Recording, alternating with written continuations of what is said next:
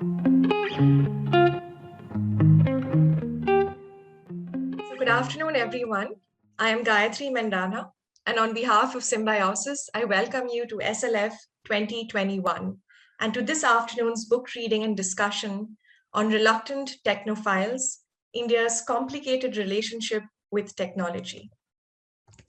I have the pleasure of welcoming our next speaker, Dr. Rakesh Kumar, who is a professor of computer engineering at the University of Illinois. His research in computer system designs and has pioneered technologies which are widely used today. Several of his papers have been recognized as the most influential papers in computer systems. Many of them have won Best Paper awards. In addition to being an award-winning researcher and teacher, Dr. Kumar thinks deeply about issues at the intersection of technology, policy, and society, and especially in the Indian context.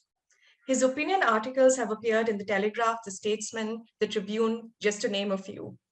On a lighter note, he is often seen eating adventurously at a restaurant or spending time with his very active 8-year-old. Dr. Rakesh Kumar will be in conversation with Namarita Katai, Associate Commissioning Editor at Sage India. Namarita commissions and manages authors for business and nonfiction book imprints, Sage Response and Sage Select. She is co-editor of the book, Side Effects of Living, an anthology of voices on mental health, which we all know is critical to the challenges of our time. I must also add that Sage has been such a wonderful support for our Symbiosis Literary Festival, and we are ever so grateful to them for their support and their contribution. I welcome both of you to SLF 2021 and to this afternoon's session. I will now invite Namarita to take over. Thank you so much, Gayatri, for such a wonderful introduction. It's really nice to be here. And hello, Dr. Kumar. Really nice to see you here. We have been just talking on phone and not really met each other, but it's really nice to see him here. So I think we would start the session with few readings of the extract. I would request Dr. Kumar to please take over and start reading a few extracts of the book that he has prepared for us. Thank you, Gayatri, for the introduction. Thank you, Namarita. Yes, it is strange. We have corresponded a lot. Really, this is the first time we're seeing each other. As Gayatri mentioned, I'll read some excerpts from the book. I'll also tell you why I picked some of those passages, and then we go from there. So, the first few paragraphs that I want to read are from really the first chapter. It's called The Perfect Scapegoat. Before I start reading, I'll quickly mention that the book is about the relationship between technology and society, and there are different kinds of attitudes we have about technology, and these passages highlight one specific attitude we sometimes have about technology. So the first set of passages are from the chapter, The Perfect Scapegoat. In April of 2020, with India in the middle of a long coronavirus lockdown, 2 sadhus passing through a village in Maharashtra were killed, along with their driver, by a vigilante mob that suspected them of being child kidnappers and organ harvesters. Rumors had been floating around on WhatsApp about organ harvesting gangs being active in the area. A vigilante group had been formed in the village to teach these gangs a lesson. And the sadhus, who were really on their way to a funeral in Gujarat and were simply passing through the village, had to pay the price. Unfortunately, this was simply one in a long line of lynchings and attacks fueled by rumors spread on WhatsApp. At least 15 innocent people had been killed in different parts of India in the previous 3 years by vigilante mobs simply based on WhatsApp messages, with many more injured. These horrific killings raised many uncomfortable questions upon introspection. Are we a violent and revengeful society? How effective is rule of law? However, instead of confronting these hard questions, both the government and the general public immediately identified a culprit to direct their scorn and anger on: WhatsApp. WhatsApp enabled the viral spread of information which led to these horrific incidents, it was claimed. There were calls for WhatsApp to be banned or regulated. The Ministry of Information Technology of India threatened legal action if WhatsApp did not provide traceability of messages. The minister in charge even suggested abatement charges. When rumors and fake news get propagated by mischief mongers, the medium used for such propagation cannot evade responsibility and accountability. If they remain mute spectators, they are liable to be treated as abettors and thereafter face consequent legal action, said a press note from the ministry. Never mind the fact that subsequent investigations found that each lynching's true reason was traceable to some angst from a socio-historical divide: caste, class, religion, gender, etc. Or that caste and religion-based mob killings have had a long history in India since much before WhatsApp. Or that the killing of Sadhus in Maharashtra happened more than a year after the WhatsApp had to make several changes to its messaging platform to comply with the government's wishes and threats. It was also telling that communities' lack of faith in government's ability to protect them led them to organize vigilante mobs. Then there was a different incident I'll briefly talk about. It's in the same sequence. In November of 2008, took place one of the most horrific acts of terror on Indian soil. In a series of coordinated and widely televised shooting and bombing attacks lasting 4 days, a group of 10 terrorists who came through the sea killed 165 people and wounded over 300 across Mumbai. The attacks raised many uncomfortable questions. Most prominently, how could such a flamboyant attack be launched in India's financial capital that has arguably some of the best security in India?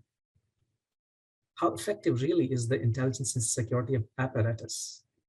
However, again, instead of confronting these questions head on, a technology culprit was identified: BlackBerry, the company in this case. And the government decided to focus its might on bringing BlackBerry to its knees. BlackBerry phones made by Canadian company Research in Motion, or RIM, were reputed for their end-to-end encrypted real-time messaging services. The encryption made it impossible for anyone, including intelligence services, to monitor any communication over BlackBerry that used these services. After a post-mortem of attacks, the government concluded that the end-to-end secure encryption supported by the erstwhile BlackBerry platform prevented acquisition of the intelligence required to prevent the attacks. RIM was issued an ultimatum to allow access to encrypted information by a certain date or face a blockage of its encrypted messaging services. RIM had over 1 million customers in India then. It eventually buckled under pressure, relocated some of its servers that were responsible for encryption and decryption to India, and started providing Indian law enforcement agencies access to secure BlackBerry data, including ability to track email and email attachments, monitor which websites were visited, etc. It became clear to any information technology company wanting to do business in India that their business model cannot wholly rely on providing security or privacy guarantees. In the meanwhile, terror incidents continued. So these passages, set up the perfect scapegoat. Essentially, they identify how our society, like all societies, have questions that we must ask ourselves, and these questions are hard questions, uncomfortable questions. But sometimes, instead of asking ourselves those hard questions, it's easier to find a culprit, and technology tends to be one of those soft targets. I'll jump to a different passage from the same chapter about disinformation. We often talk about disinformation and blame it on technology. Disinformation has also always been around in India. Mowgli, the child protagonist of Rudyard Kipling's books, had given rise to a worldwide interest in 1920s in feral children that were raised by animals, specifically wolves. The The story that got the most traction and traveled worldwide and was subject of a large number of books was that of Amala and Kamala, two sisters that had been reportedly discovered from a wolf den by a local priest running an orphanage. As the story gained interest, questions started being asked to ascertain the veracity of the news. Eventually, it was discovered that the two girls were not feral children. They had neurodevelopment disorders, and the story had been crafted and promoted to raise money for the orphanage. Books continue to be written about Amala and Kamala. On 21st September in 1995, word spread that the statues of Ganesha, the Hindu deity, were drinking milk offerings. The news traveled wide and fast over telephone and word of mouth. Long lines formed at temples. Stores ran out of milk. Traffic was gridlocked. Television channels started broadcasting scenes at temples live. Some most popular temples shut down since they couldn't handle the level of the footfall. The incident was covered by major news outlets all over the world, including BBC, CNN, New York Times. In particular, BBC screamed, "The milk miracle that brought India to a standstill." Of course, over time, it became clear that it was simply a case of confirmation bias and mass hysteria. Science of surface tension and capillary action was able to explain the rest. In 1990s, several parts of Karnataka were gripped by the fear of a witch. News spread that a witch would roam the streets at night and would knock on doors. If you opened the door, you would die. To deceive you into opening the door, the witch would speak in the voice of your kin. The fear of this witch writ large. At some point, the residents started writing Nale Ba, which is come tomorrow in English, outside the doors and the walls of their house, hoping that the ghost would read it, come later, and would read it again, and the cycle would repeat. Even to this day, houses in parts of rural Karnataka have Nale Ba written outside houses. 2018 Bollywood movies 3 was based on the Nale Ba incident. The list of examples of disinformation is endless. Technology simply provides new media for communication. Disinformation has preceded many newer communication technologies. I'll now move to a different chapter. The chapter is Faith Paradox, and that chapter is about how all of us do a very amazing job at reconciling our belief, faith, in technology with our several aspects that are ingrained in our culture. And this is just one paragraph I'll read that to me is is very deeply reflective of who we are as people. A smartphone-based ride-sharing taxi driver steps out of home in the morning after eating a spoonful of curd and sugar for good luck. Gets into his GPS-fitted vehicle that has a bundle of a lemon and chilies hanging at front to ward off evil, and drives all day wearing multiple rings with gemstones bought online and each serving a different celestial purpose, while stopping and waiting for someone else to pass when a black cat crosses a busy neighborhood road at a distance. During the day, he uses his multiple phones with multiple SIM cards to get ride requests through Ola, Uber, and Meru apps at the same time.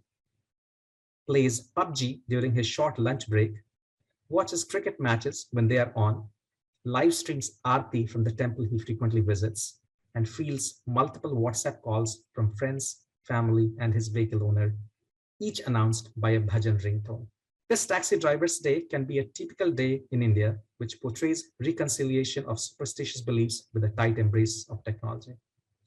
In fact, India's fascination with technology is nowhere seen better than in this fascinating intertwining of technology and seemingly antithetical beliefs and practices. Then I'll jump a few chapters on something that's a little bit more technical. That chapter essentially discusses different kinds of issues that we should watch out for as we get more technological as a society. And this specific issue that I'll talk about is related to what is called algorithmic bias. And the subchapter this is from is biased data produce biased algorithms. Envision the following disturbing scenarios. A Muslim man with a solid economic background is denied by the lending company every time he applies for a personal loan. A Dalit who committed an infraction gets a longer sentence than his non-Dalit accomplice. Young men from minority community or a poor neighborhood keep getting wrongly convicted for a crime. A job search website keeps preferring a man's resume over resumes of women with better qualifications. A housing society dominated by a community never approves housing applications from a different community. Amazon, Flipkart, or Ola do not service certain neighborhoods or communities. These scenarios of religious, ethnic, gender, or sexual discrimination are not unheard of, but with increasing use of computer technology for making decisions about law enforcement, judiciary, recruitment, and lending, these scenarios may become even more common in future if we are not vigilant against algorithmic bias. Automated decision-making in the above scenarios relies on a technology called machine learning. In machine learning, past data is used to construct computer models, which can then be used to make decisions. One would be inclined to assume that human prejudices and biases are eliminated when computers are used to make decisions. However, nothing is further from truth. Computer-based decision-making can be biased as well, and in many scenarios have more widespread and devastating consequences. Pre-existing human biases may get introduced into computer models for decision-making at different stages of development and deployment. Biases may get introduced either intentionally or unintentionally during the framing of the decision problem, selection of data to construct the models, tuning and optimization of the models, or the interpretation of the model decisions. Here's an anecdote. In 1970s, Dr. Geoffrey Franklin, Vice Dean of St. George Medical Hospital in Britain, wrote a computer program to decide which of the roughly 2,500 applicants for admission should be shortlisted for the interview stage. Roughly 70% of the applicants who made to the interview stage were granted admission, so the initial weeding out stage was crucial. Dr. Franklin wanted to remove any inconsistency in the evaluation of the applicants. He hoped that using a computer program for evaluation would make the system fair and efficient. His program analyzed past admissions data to learn the characteristics of successful applications and was tuned such that the decisions generated by his program matched the decisions made by human assessors. Initially, it seemed that he was right. In double tests that were performed over 3 years, his algorithm agreed with human assessors 90 to 95% of time. In fact, by early 80s, all applications started getting screened by his program instead of human assessors. Interestingly, after a few years, some staff members started noticing relative lack of diversity in successful applicants. An internal review found that the program was weighing applications based on seemingly non-relevant factors, such as name and place of birth. A full inquiry was initiated, which found that the program was discriminating against women and people of color. Franklin's algorithm was classifying candidates as Caucasian or non-Caucasian on the basis of names and place of birth. A non-European and therefore likely non-Caucasian name would result in 15 points being docked off the applicant's score. Female applicants were docked 3 points. In fact, it was found that roughly 60 applicants were denied admission based on this scoring system. Essentially, Franklin's program had learned the gender and racial biases that existed in the historical admissions data. Women and men with foreign-sounding names were being denied admission since the computer models tried to replicate historical trends in admission that were biased against women and men of non-European origin. Considering how poor labor participation rate has been for women and minorities in India, there's a real danger of propagating, intentionally or unintentionally, biases against these communities when employing technology for evaluating applications. And then the final passage, I'll read from the final chapter. It's so in the final chapter, I talk about how we should continue to be on on the goal to achieve technology-based prosperity. And there's a specific subchapter where I talk about importance of restlessness. So the subchapter is called Restlessness is also key to technological survival. 9 out of 10 companies that were on the Fortune 500 list in 1955 are no longer on the list. These companies went bankrupt, got acquired, or simply fell off the perch as other, newer, more innovative, more restless companies took over. There are several examples of spectacular failures caused due to a company resting on its laurels. Founded in 1985, Blockbuster was a home movie and video game rental company that was an unquestioned leader in its space. At one point, it had over 84,000 employees and over 9,000 stores worldwide. It did not recognize, however, the impending digital entertainment boom. In 2000, it declined a $50 million offer to buy the upstart Netflix, since it thought that online entertainment was a niche business. Sitting pat, it missed the rapid growth of online entertainment, which ended up eating into its business. Blockbuster filed for bankruptcy in 2010. Founded in 1937, Polaroid was synonymous with instant films and cameras. It could not anticipate the impact digital cameras would have on its business and neglected where the market was going. It had to file for bankruptcy in 2001. Kodak was world's biggest film company. However, it decided against developing digital camera since it feared that digital cameras will cannibalize its business. Of course, digital cameras boomed, making Kodak's core film business obsolete. Kodak filed for bankruptcy in 2012. Borders sold books and music through its worldwide chain of stores. It could not anticipate either online book selling or e-reading. It had to ultimately close all its retail stores and sell off its customer loyalty list to Barnes & Nobles for less than $14 million. As India keeps opening up and as protectionist barriers are brought down, several of India's companies are likely going to meet the same fate, unless they display greater restlessness and penchant for innovation. Even as a country, we will get mired in mediocrity unless we shed complacency and act restlessly. We need to make bold bets and take pragmatic risks. We need to recognize our imperfections and weaknesses and work on them. As Benjamin Mays said, the tragedy of life is often not in our failure, but rather in our complacency. Not in our doing too much, but rather in our doing too little. Not in our living above our ability, but rather in our living below our capacities. That's all I have for you today. Oh, a lot of claps here. And thank you so much, Professor Kumar. Such a great reading session. These extracts were really valuable, and while we were reading them, they do bring the essence of our fractured nation. So this leads on for me to follow up with the next session, which is our discussion session, and the question, which is a very important question that I'll be asking, that what about India? India is a very interesting case study. So what about India makes it a good case study for examining the benefits and challenges of technology? So why did you pick India? I mean, of course, we know that, but why India is the question. Right. So first I'll answer it very facetiously. Facetiously, of course, they say you write what you know about. And I know about India. I know about technology, so I wrote about India and technology.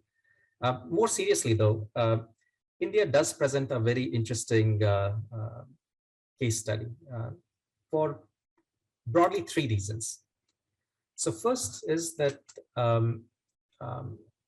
the problems that technology claims to solve, or at least address, are all present in India, and obviously so.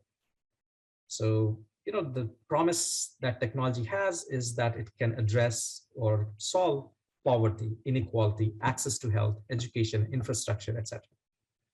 At the same time, the challenges that modern technologies present, the impact of automation on jobs, threat to democracy due to disinformation, compromised social harmony due to hate speech and radicalization, These are particularly stark for India due to its large population, relatively volatile democracy, and often fragile social fabric.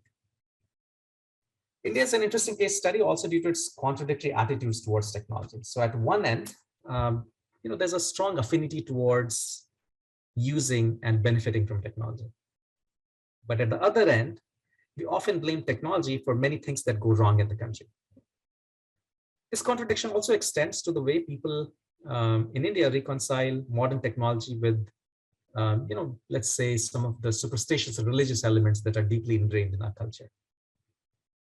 It's also interesting how, India's technological past is often glorified, reimagined, and sometimes fabricated for national pride.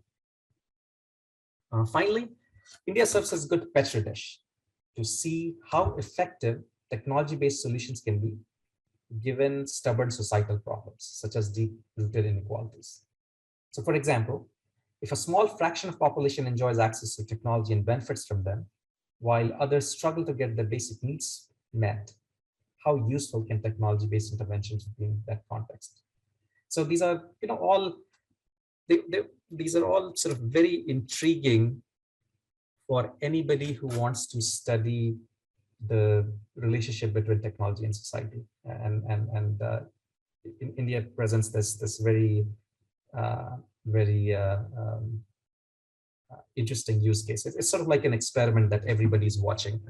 We are such a complex, complicated country, and it's very clear that the benefits and challenges will have the interaction with our complicatedness, with our complexities. So it represents a good use case. Yes. Exactly as you said, that we sure are very complex nations and complex people because of our background, because of how the society has been. So coming up to the next question would be, there are several books that discuss India's relationship with technology, and while we were working on the book, we discussed that as well. And how is your book different? How did you set your approach? I know about the approach, but probably the audience would like to know more about it. Kindly shed light on that. So you're right. There are indeed several books on technology. And including general interest books related to technology in India. However, most books, they either simply trace the historical evolution of technology in India or are narrowly focused on the state of technology in India today. To be clear, they are both interesting subjects of study, how technology has evolved as well as what the status is today. The goal here is different. The goal here is to examine the relationship between technology and society. And I believe that Reluctant Technophiles essentially fills this gap. The reason I was fascinated by the question is that technology is a big part of Indian life today. I mean, panwalas and rickshawalas use cell phone, Aadhaar card, and internet. At the same time, we have to admit that superstitions and discriminations continue. I mean, godmen thrive. Even this day and age, we have some horrific sort of incidents of different kinds. So all of this leads you to ask, I mean, where is this, what does all this contradiction mean? So what's the relationship between technology and society? How does the uniqueness of society impact attitudes towards technology? How does it impact access to technology? How does it impact technological innovation? Or conversely, how technology is uniquely impacting Indian society? What unique opportunities and challenges does technology present? What path should India tread if it must rely on technology to become a better, more prosperous nation? So it just seemed like a good time to look at this, because obviously we are embracing technology. We are doing so well on so many counts related to technology. But at the same time, there is, we are who we are. We have all these complexities. So how do they interact with each other? Right. Yes, true. What you just said was something that I also, while I was reading your book, I could understand that for sure, like the book does present that sort of view that when you're reading it and you're comparing it with the relationship, its relationship with technology, you do get to realize, it's a self mirror. It's like a reflection to oneself. So while we are going ahead, I would like to ask audience to please place their questions and keep placing their questions so that we can take up all of the questions at the end that you have for Professor Kumar and the book. So the next question would be just, do you think that Indian society and politics impact technology in India, or is it the other way around, or a little bit of both? It's both. So, every society decides its technological priorities. We can start with history. So if you look at the history of technology in India, the focus on computing and space and nuclear power, it didn't happen purely through happenstance. I'll give you an example of computing that I know a little bit about. So when India became independent, for multiple reasons, we decided to follow the Soviet planned economy model. Now, among other things, planned economy model requires planning, and planning needs a lot of math, and math needs a lot of computation. The person who was responsible for writing our five-year plans, the statistician named P.C. Mahalanobis, he realized that we need computers if we want to do planning for this big country. And then he set into motion this whole process of bringing computers into India. Similarly, it was really strategic goals that led to massive investments into nuclear power, in spite of a very, very unclear payoff even today. Again, continuing with the history, it's politics that led to multinational technology companies such as IBM getting kicked out of India at the end of the 70s. Or 1984 being celebrated as, some of you may know, anti-computerization year. There was a time when they were discussing, government committees were discussing introducing computers in banks, and there was so much opposition that when one of the committees came out with its report, that report called the computers advanced ledger posting machines. They didn't want to use the word computer because they didn't want to risk alienating people who thought that they'll lose their jobs if computers started being used in banks. So very obviously, even as you look through the history, it's the society and the politics determines the technology in a country. If you fast forward to today, consider data sovereignty. So India, as it's getting more strong economically, it's being increasingly assertive in terms of where its citizens' data is stored, and wants technology companies to ensure that any private data is stored within India's shores.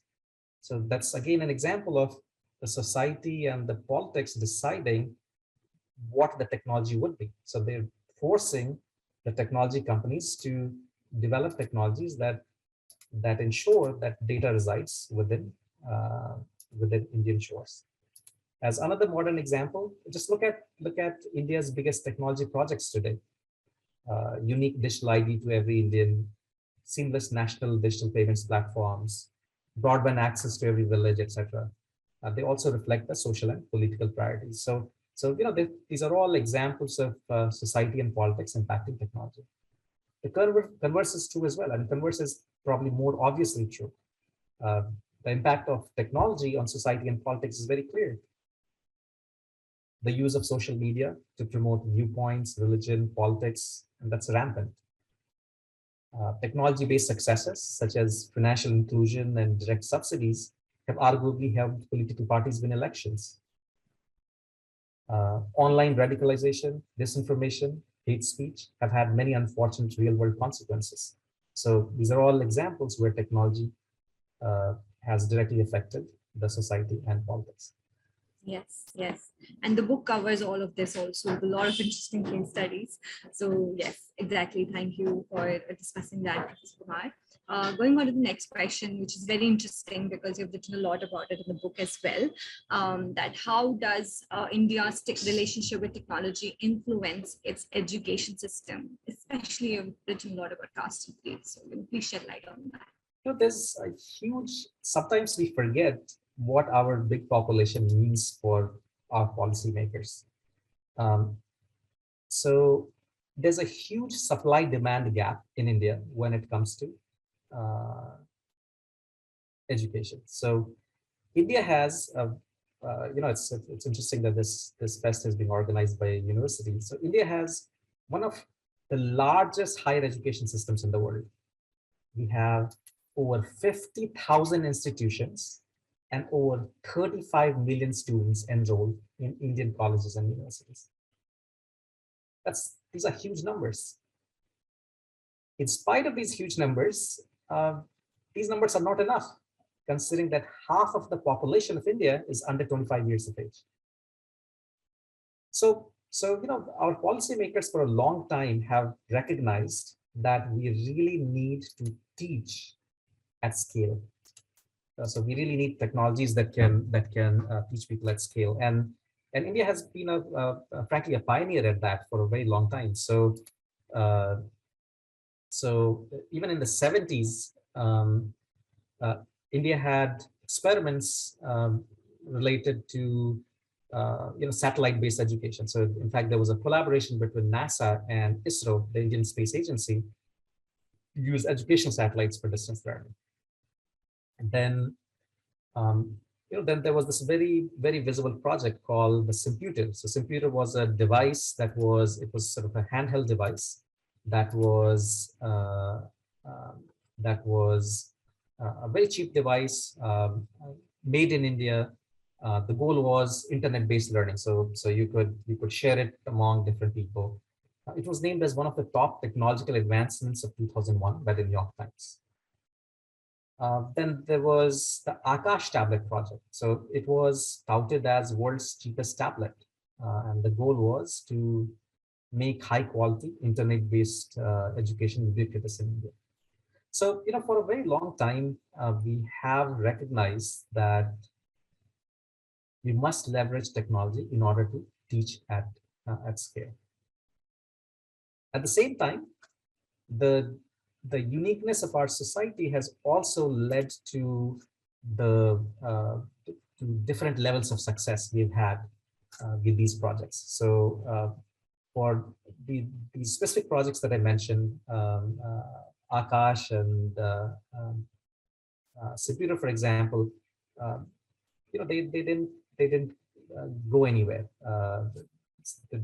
The success of these projects has been mixed at best, and they most of these projects got canceled rather quickly because of the issues we talked about, because they ran into these stubborn societal challenges such as social and economic inequality or poor basic infrastructure that prevented access or sustainability. I'll give you a very specific example. So let's say there's something that happened with both Computer and Akash. So let's say that you were able to build this very cheap device, and let's say you are indeed able to hand this off to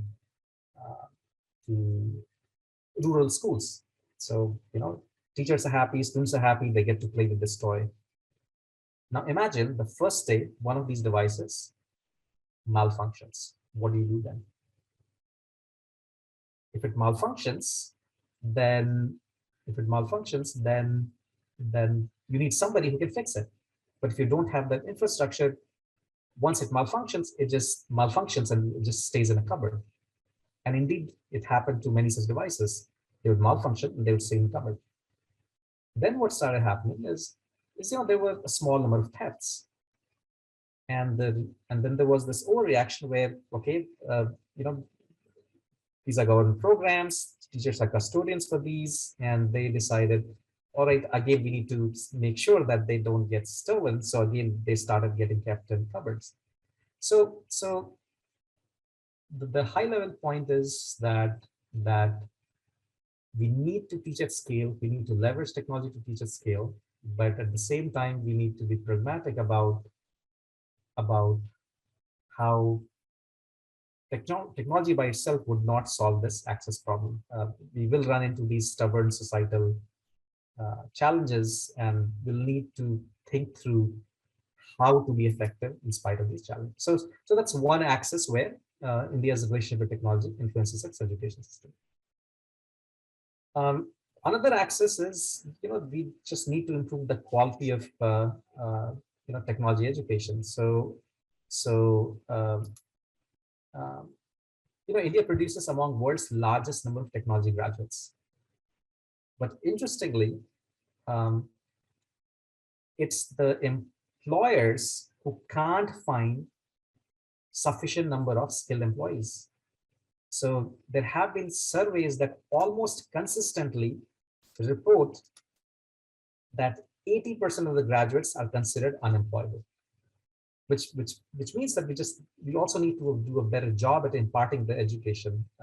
In fact, youth unemployment rate in India has stubbornly stayed close to 10%. So that's another interaction between technology and education system. We need to better the quality of technology education. And then there's an interaction. This is that's fairly unique here, which is in terms of what's taught. So in general, there's a strong awareness of the benefits of technology-based education. But even so, there are a large number of universities, including government ones, offering courses on what many would consider pseudosciences. So that contrast is astounding. So these are the different ways I think technology and education system are intersecting. Yes, and there's so much more that you've written in the book as well. So that is something the audience will find out when they read the book. And I think we're like closing up. So it's just 2 minutes. We just have really less time. So I would request if there are any questions from the audience that we can take up, and request to help us with the questions. And if there aren't, I would like to ask Professor Kumar some more questions from my end, very interesting ones that anyone from, yeah. Namarita, I don't think I see any questions as of now. So I think we could end with one final question from you. Okay, so I think a very final question that I really wanted to ask Professor Kumar, and I think that we also just didn't discuss because I like the title of the book so much. But now I want to ask, why Reluctant Technophiles? What does the title signify? And why did you I'm sure you brainstormed a lot before, confirming the title, and we liked it so much. So we would like to ask that question to you.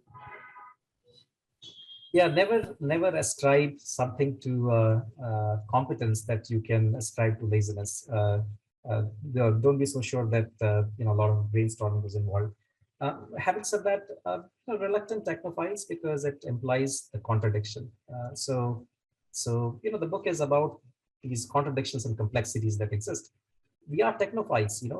Look around. I landed in India last night. I'm in Delhi today, and it's just all the billboards are about technology universities and technology companies and phones. You're just surrounded by technology. We are technophiles.